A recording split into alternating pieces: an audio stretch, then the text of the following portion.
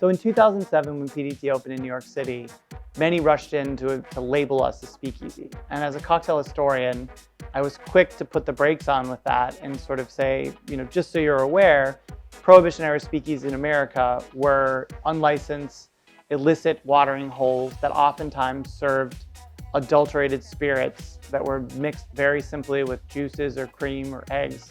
They weren't what we were at the time, which was granted a hidden bar that was featuring, contemporary cocktails made with a culinary twist.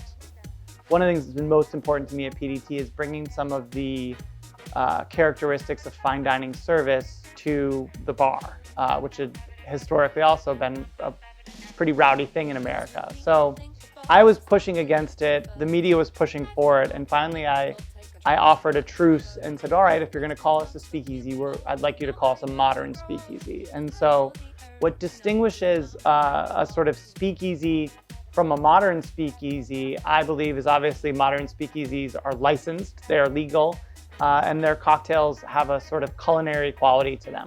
What distinguishes speakeasies from hidden bars are the conventions with which the bar is operated. So a hidden bar is just something that could be, located at the end of an alley. Speakeasy is going to borrow characteristics of the Prohibition era speakeasy or the modern speakeasies. So it's usually a cheeky entrance. It could be a phone booth. It could be, I've seen a beer cooler. I've seen all sorts of kind of fun hidden entrances. And then the beverage operations should be cocktail focused and not necessarily a beer or a wine bar.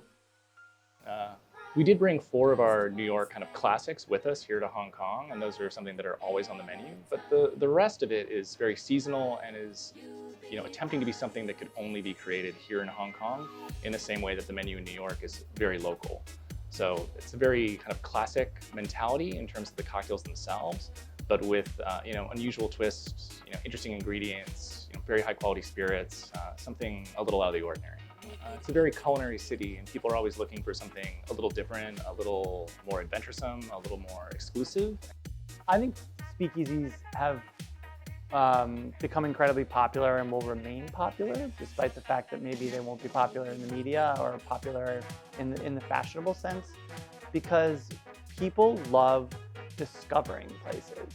Well, I think that the reason why speakeasies are popular is not necessarily because of a fancy door. It's because of what happens inside. It's a kind of level of quality and care and attention that, a small, intimate space is able to provide for its guests.